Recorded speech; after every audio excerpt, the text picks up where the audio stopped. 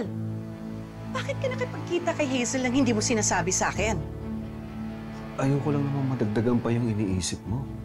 Paano kung may ginawa siyang masama sa'yo? O, kasama ko naman si Jeffrey, ah.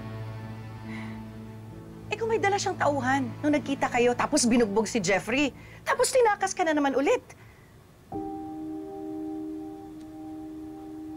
Anong iningiti-ngiti mo dyan?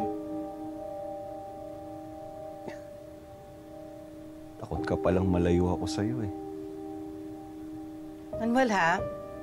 Seryoso ako. Sige na. Sorry na. Hindi ko lang kasi mapatawad si Hazel sa ginawa niya sa social media, eh. Nilalaso niya yung utak ng mga tao para magmukhang killer si Colleen.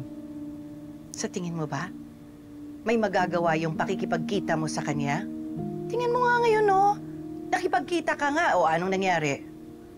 Sige na, sorry na. Huwag ka nang magalit. Okay naman ako, ah, oh.